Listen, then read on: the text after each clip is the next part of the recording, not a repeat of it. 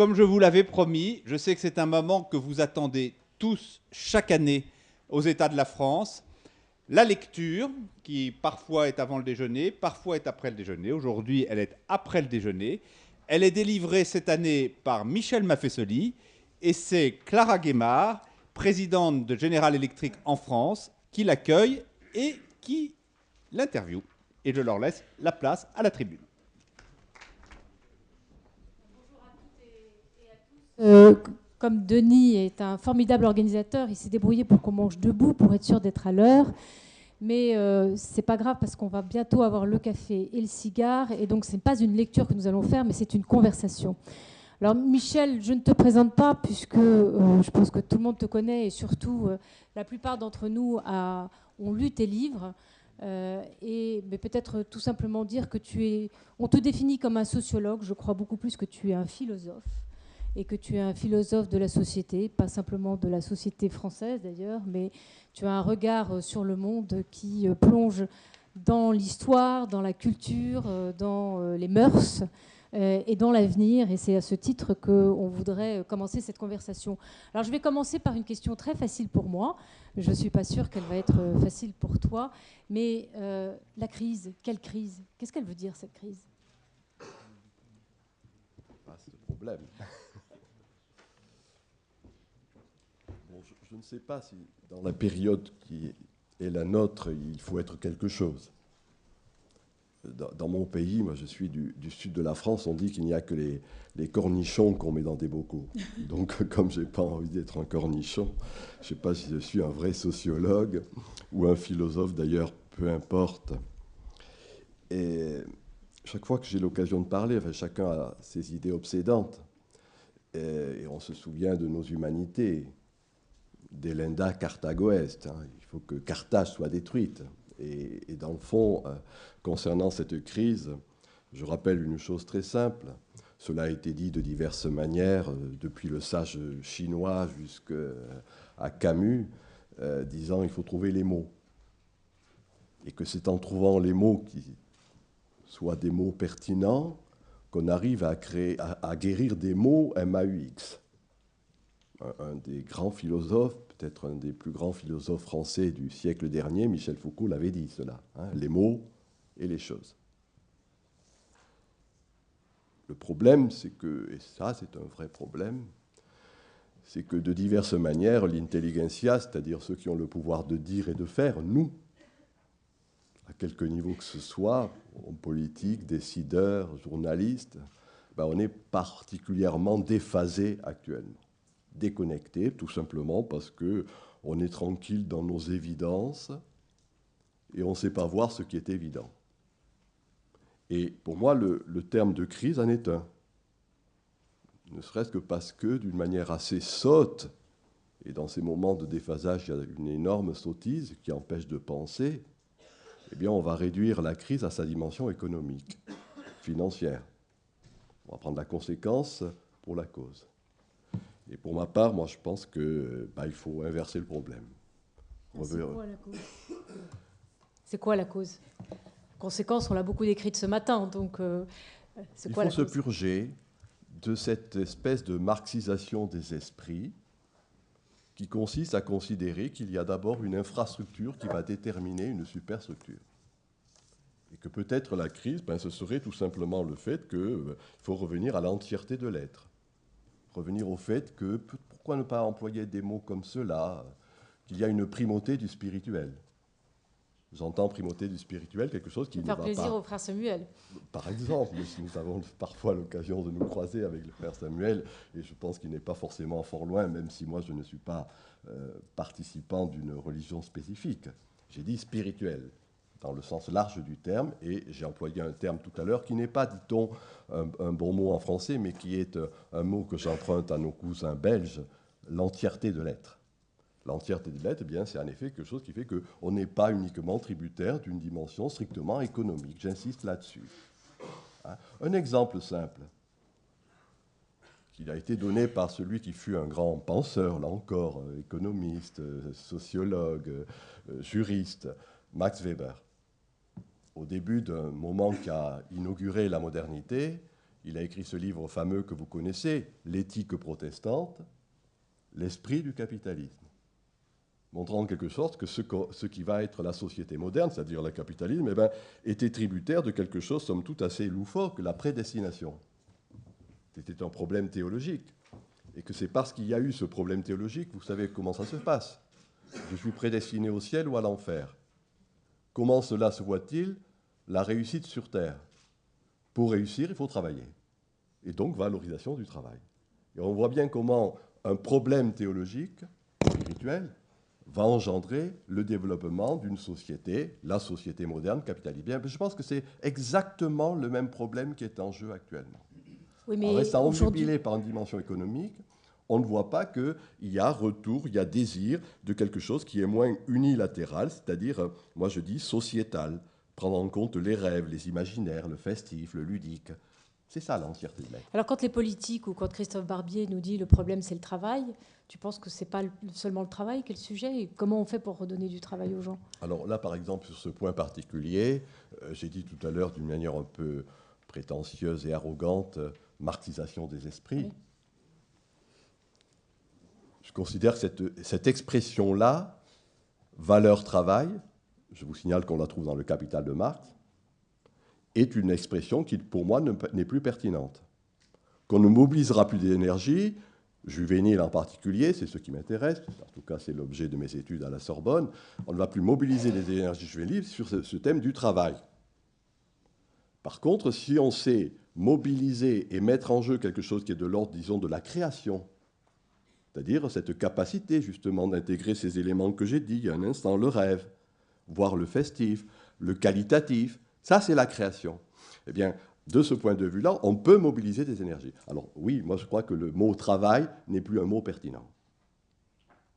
Par contre, le mot travail, c'est-à-dire un élargissement de cette capacité qui est une de nos spécificités, nous, dans notre espèce animale, d'agir sur l'environnement, à certains moments, ça prend la forme du travail.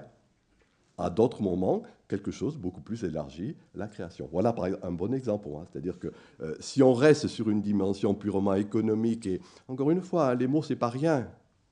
Les mots, je dis bien, permettent de mobiliser les choses. Si on reste sur un mot qui est désuet, si on en fait une incantation, eh bien, on passe à côté du problème. Donc tu ne dirais pas à tes enfants et tes étudiants, travailler, il faut travailler, non? Non, j'en sais rien ce que je dis à mes enfants. Bien sûr que je suis bien peut-être obligé de leur rappeler qu'il convient de travailler. Ça, c'est autre chose. Moi, j'essaie là maintenant de penser avec vous et devant vous. Et je dis tout simplement, je répète, il faut trouver des mots qui deviennent des paroles fondatrices. Alors pour parler de mots, quand on regarde, tu dis, on voit la crise uniquement en fonction de ses conséquences, c'est-à-dire la crise économique, et pas la cause. Il y a quand même une chose qui est étonnante dans le monde d'aujourd'hui, c'est qu'on n'a jamais eu autant de chiffres, autant de statistiques, autant de capacités à prévoir, autant de process opératoires, comme on dit dans les entreprises, de calcul de la performance, etc. Et pourtant, le monde est de plus en plus incertain. Est-ce que c'est parce qu'on ne sait pas lire les chiffres? Est-ce que c'est parce qu'on ne comprend pas le monde tel qu'il est? Est-ce que c'est parce que ces chiffres ne veulent rien dire? Oui, moi je pense que de toute façon, on n'est plus dans l'ère du quantitatif stricto sensu. J'ai employé le mot tout à l'heure qualitatif. Et à bien des égards, le chiffre a une fonction magique. Pour moi, le chiffre statistique, en sociologie, mes collègues sociologues qui les utilisent, parfois ils font de l'astrologie, pas plus, ni moins. Pas plus ni moins d'efficacité que l'astrologie. Peut-être qu'il y en a beaucoup d'ailleurs, j'en sais rien. Mais enfin, en tout cas, quelque chose qui est magique. Moi, je ne dis pas que ce ne soit pas forcément utile d'utiliser des chiffres, mais il faut les enrichir, les complémenter d'autres éléments beaucoup plus qualitatifs. Donc, de ce point de vue, de toute façon, on n'arrive pas à tout maîtriser. Là, c'est un autre problème. On était dans une société et dans une grande attitude qui était optimiste, la grande conception moderne, qui commence au XVIIe siècle, de mon point de vue, qui se termine dans la moitié du XXe siècle. C'est ça, la modernité. Maintenant, on est dans autre chose. On n'ose pas penser, d'ailleurs, post-modernité, c'est un terme qui est tabou. Alors qu'on est dans la post-modernité, c'est-à-dire que les grandes valeurs qui ont marqué la modernité ne fonctionnent plus. qu'est-ce que c'était que la modernité? C'était cette idée-là que on arrivait à tout résoudre. Conception, si je le dis d'une manière un peu pédante, dramatique du mot. C'est-à-dire drao, dramen. Il y a une solution, une résolution. Là encore, tiens, c'est la 3e fois que je cite Marx, je viens m'en excuser, mais quand Marx dit « chaque société ne se pose que les problèmes qu'elle peut résoudre ». Voilà, il dit d'une manière paroxystique quelque chose qui, par après, s'est capillarisé dans nos manières de penser, nos manières d'agir. Il est d'autres moments où ce n'est pas le dramatique qui prévaut, ça c'est mon sentiment sur la postmodernité. C'est une conception tragique du monde, ce n'est pas la même chose. Tragique, c'est s'ajuster au coup par coup. C'est-à-dire il n'y a pas de règle générale, mais il va y avoir un grand esprit, comme Lévi-Strauss le montrait bien, du bricolage. Et le mot bricolage peut avoir une certaine noblesse, c'est-à-dire quelque chose qui fait que, à bien des égards, en fonction du moment, de l'instant, du présent, eh bien, je vais m'ajuster à ce qui est et non pas à ce que j'aimerais qu'il soit, à ce qui devrait être, à ce qui pourrait être. L'utopie n'est plus quelque chose, encore une fois, en majuscule et lointain, mais il y a des utopies interstitielles. Et je crois que le chef d'entreprise, le politique, le décideur doit avoir cette humilité, savoir qu'on n'arrive pas à tout résoudre, mais à s'ajuster à ce qui est. C'est ça, le glissement d'une conception dramatique à une conception tragique de l'existence. Et je crois que nous rentrons dans un de ces moments, ce n'est pas la première fois dans les histoires humaines, où il y a retour du tragique. Eh bien, on est dans un de ces moments où le tragique, c'est quoi le tragique? La trachée artère en est l'expression, ce qui est rugueux, ce qu'on n'arrive pas à tout résoudre, ce qui ne s'inscrit pas dans une logique thèse, antithèse, synthèse.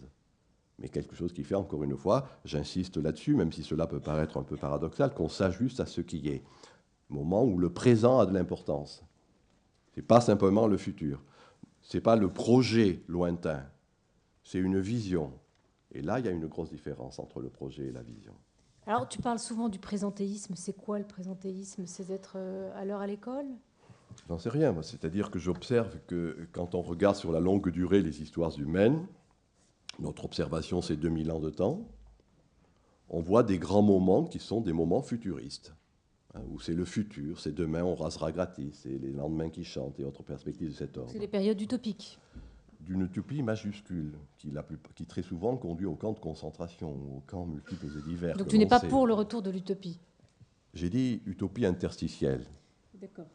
Non, c'est-à-dire des petites niches, des utopies endroits, qui n'englobent pas tout. Non pas alors. la société parfaite, mais le fait qu'on arrive à bricoler ce qui est. Comme des niches d'abeilles d'abeilles, alors. On prendra à sa petite niche mais en même temps, ça peut d'utopie. être une forme de création, encore une fois. Cette idée de bricolage lévi-straussien est peut-être intéressante. Alors, c'est une utopie non collective, alors. Ah. Là, c'est un autre débat, on n'aura pas le temps d'en parler, mais moi, je ne pense pas qu'il faille mettre l'accent. Là encore, c'est une sottise qui est fréquente, de croire qu'il y aurait un retour de l'individualisme. Entre la dimension purement collectiviste et la dimension purement individualiste, il y a quelque chose qu'on n'ose pas parler, dont on n'ose pas parler en France, qui est la communauté. Moi, j'ai dit tribu en son temps, pour faire un peu choc. Le temps des tribus, je dis. Alors, je ne sais pas s'il convient d'employer le mot tribu. En tout cas, ce qui est certain, c'est qu'il y a retour, qu'on le veuille ou non, pour le meilleur et pour le pire, des communautés. Ce n'est pas l'individu. C'est la tribu Facebook à 700 millions de comptes. Pardon ? C'est la tribu Facebook à 700 millions de comptes. C'est les sites communautaires qui, là-dessus, sont intéressants. On est en retard d'une guerre, c'est-à-dire que sur l'horizontalité de la toile, il y a ces sites, qu'on le veuille ou non. Et là, ce n'est pas de l'individu. Ce n'est pas du collectif. C'est des petites communautés. Alors, justement, une des grandes dames de la pensée qui est Hannah Arendt, quand elle réfléchit sur ce qu'est l'idéal démocratique, la modernité, elle emploie ce terme, idéal démocratique. Eh bien, pourquoi n'oserions-nous pas dire qu'actuellement est en gestation un idéal communautaire, alors que dans notre franchouillardise habituelle, on va parler de communautarisme. C'est pas bien, la communauté et le communautarisme. Alors qu'il peut y avoir au contraire quelque chose de passionnant dans la communauté, quelque chose qui fait que ce n'est pas l'individu qui est enclos en lui-même, mais la personne plurielle qui trouve dans la communauté une manière de s'exprimer, dans le vrai sens du terme, d'exprimer ses potentialités multiples et diverses. Alors voilà ma réponse. Mais je n'ai pas répondu sur le présent. Quand même. On va revenir au présent, mais je te reposerai ensuite une question sur le communautarisme. Ouais. On va faire un petit jeu de ping-pong. Vas-y, sur le présent. Ah, sur le présent, disons que c'est la chose la plus difficile à gérer. On sait tant bien que mal gérer le futur. Il va falloir apprendre à gérer justement cet ici et maintenant, ce présent. Pourquoi? Parce que On le a futur, quelques c'est de l'espoir? Pardon? Parce que le futur, il y a de l'espoir et que dans le présent, il n'y en a plus? Non, j'en sais rien. Il est des moments où c'est cette espèce de projection vers l'avenir qui prévaut, qui mobilise l'énergie. Il est d'autres moments, je pense encore une fois pas très loin de notre civilisation, la Renaissance, le Quattrocento, où il s'agissait de cueillir aujourd'hui les roses de la vie. Et Florence Labelle, qui était une... Elles ont beaucoup d'épines, les roses, en ce moment, non? Il faut voir si d'une certaine manière, on ne projette pas encore une fois notre sinistrose ou notre catastrophisme sur le monde en général. Moi, je suis frappé de voir comment ces jeunes générations, par rapport aux nôtres, il n'y a pas de boulot, il est difficile de trouver du logement, etc. Et puis il y a une espèce de vitalité extraordinaire. Or, ce mot de vitalisme et de vitalité, c'est exactement ce qui caractérise la Renaissance. Alors pourquoi projeter toujours, nous qui avons le pouvoir de dire et de faire, ce catastrophisme? Parce qu'en effet, les valeurs qui étaient les nôtres ne fonctionnent plus exactement. Travail, progrès, foi en l'avenir, raison. Voilà le tripode qui a marqué les 3 siècles qui viennent de s'écouler. Pourquoi? Parce que cela ne fonctionne plus. On ne pourrait pas penser que par un mécanisme de saturation, eh bien, d'autres formes sont en train de naître. D'autres valeurs sont là, renaissantes ou naissantes. Pour moi, renaissantes d'ailleurs, pas exactement au même niveau. On avait l'image de la flèche du temps, le progressisme. Sinon, c'était le cercle réactionnaire. Moi, ma métaphore, c'est la spirale. Voir revenir des choses qu'on avait cru dépasser, la communauté, plus Internet. Si je le dis en termes plus soutenus, synergie de l'archaïque et du développement technologique. Archaïque dans le sens étymologique du terme, ce qui est fondamental, premier, arché. Et que se trouve que cet arché, curieusement, trouve l'aide du développement technologique en la matière Internet. Là, il y a une leçon extraordinaire qui nous est donnée par la réalité des choses et pas uniquement par la projection qui est la nôtre. Alors justement, ce matin, il y a eu beaucoup de débats sur la défiance du peuple vis-à-vis de ses élites. Est-ce que c'est justement parce que les systèmes qui sont en place, le système politique, le système syndical, pour taquiner François Chérec, l'organisation dans les entreprises n'est pas désuète et que c'est justement par ce communautarisme qu'il faut retrouver une autre forme de commandement, de leadership? Quel conseil? Tu as ici beaucoup de leaders, chefs d'entreprise, leaders d'opinion. Quels conseils tu leur donnes? Comment ils doivent faire en sorte que les jeunes se trouvent bien dans leur entreprise, que justement ils participent à la création, mais qu'en même temps ils ne mettent pas en péril l'entreprise? Quels conseils tu leur donnes de management? Débrouillez-vous. Mais pour bien se débrouiller, il faut le faire avec justesse. Je reviens sur mon leitmotiv, les mots. Des mots qui soient pertinents et non pas des mots... Si on peut faire encore de l'incantation à partir de mots qui soient impertinents, en sens scientifique du terme, c'est-à-dire qu'ils ne correspondent plus. Alors, le simple conseil, quand je dis débrouillez-vous, d'abord, se purger justement de nos convictions et de nos certitudes. Être à l'écoute des choses et non pas penser que l'on est maître. Je suis maître de moi comme de l'univers. L'homme maître et possesseur de la nature. Bien, il y a quelque chose qui est peut-être une forme d'ailleurs de l'humanisme intégral, moi je le rappelle. C'est dans le fond reconnaître qu'il y a de l'humus dans l'humain. Il faut avoir l'humilité de le reconnaître si je joue sur la proximité sémantique. Et en la matière, dans la mesure où on arrive à se purger de ses convictions a priori, on sera à même de savoir écouter ce qui est en train de pousser. C'est-à-dire quoi? Nombre de bons esprits ont montré qu'il y avait toujours un principe régulateur. Un principe, là encore, principe, ça veut dire principium, ce qui fonde. Principe, c'est princeps, ce qui fait autorité. Autorité, ce qui fait croître. Donc, il y a des principes régulateurs qui ont marqué, l'économie en est un. A été, sur les 3 siècles qui viennent de s'écouler, quelque chose qui a été ce principe régulateur, organisateur, par quoi la modernité s'est reconnue, ce qui faisait qu'il y avait conscience de ce que l'on était et dès lors confiance en ce que l'on était. Quand ce principe régulateur change, tout simplement, tout passe, tout casse, tout lasse, il peut y avoir, j'ai dit tout à l'heure, une saturation. L'idée de saturation est importante. C'est un sociologue américain, Sorokin, qui l'avait mis en place sur les formes culturelles, montrant que la fin d'un monde n'est pas la fin du monde. La saturation, c'est que, en saturation chimique, les divers éléments constituant un corps donné ne peuvent plus rester ensemble. Mais dans le même temps, ces mêmes molécules vont entrer dans une autre composition. C'est ce que j'appelle, moi, d'autres types de valeurs qui sont en gestation, donc se purger de nos certitudes, pour être à même d'apprécier, savoir donner son prix à ce qui est en train de naître. Alors c'est quoi les jeunes pousses?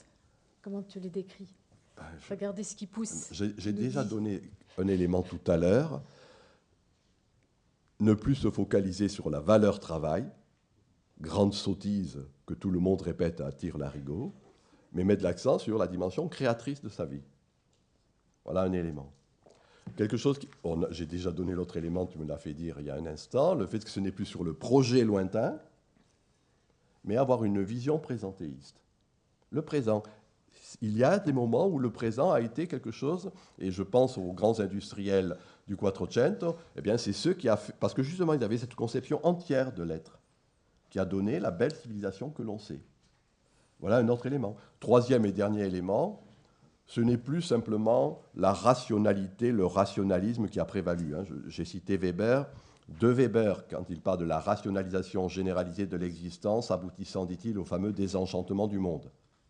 Voilà le rouleau compresseur de la raison qu'on va retrouver dans le Fordisme au début des années 20, management. Eh bien, qu'à l'opposé de ce grand rationalisme qui a donné des belles choses, soyons clairs, eh bien, montrer qu'il y a d'autres capacités, d'autres paramètres dans l'espèce animale qui est la nôtre, pour moi, l'imagination, l'imaginaire. Voilà les 3 points importants. Création, présent, imagination. Alors tu dis de l'importance des mots et tu utilises un mot, tu parles de holisme. C'est quoi le holisme? Bon, chacun a ses coquetteries. Holisme, bon, c'était d'abord un terme que les sociologues, puisque tu m'as taxé tout à l'heure de sociologue tel que Durkheim. Non, c'est ce qu'il y a dans ta bio. Hein. Moi, oui, je pense que tu n'es pas un sociologue. Je pense que tu es un philosophe. Oui, j'occupe la chaire Durkheim à la Sorbonne quand même, donc malheureusement. Il faut assumer. Oui, et je l'ai assumé sur ce terme-là. Holisme, Durkheim montre bien que justement on ne peut pas réduire l'individu à sa plus simple expression, qui ne vaut que quand il est en relation. Et pour dire cela, il dit, en utilisant ce mot grec, il avait quelques cultures encore, les professeurs avaient quelques cultures à l'époque, il dit holos. Holisme, c'est le tout. Et c'est amusant de voir que, actuellement, dans ce qu'il est convenu d'appeler les techniques du New Age américain, c'est-à-dire celles qui font des interactions entre le corps, l'esprit, la nature, la culture, il réutilise ce mot de holisme. Voilà en quel sens moi j'utiliserais le mot de holisme, c'est-à-dire qu'on n'est pas enfermé dans sa simple pensée rationnelle. Je ne vais pas vous faire l'injure, cogito ergo sum, in arcem meum, dit Descartes. Je pense donc je suis dans la forteresse de mon esprit. Donc c'était à partir de cette forteresse que s'élaborait le contrat social, une forteresse qui contractait avec d'autres forteresses. Là, à cela, les jeunes générations renvoient ou disent à l'envie « je m'éclate ».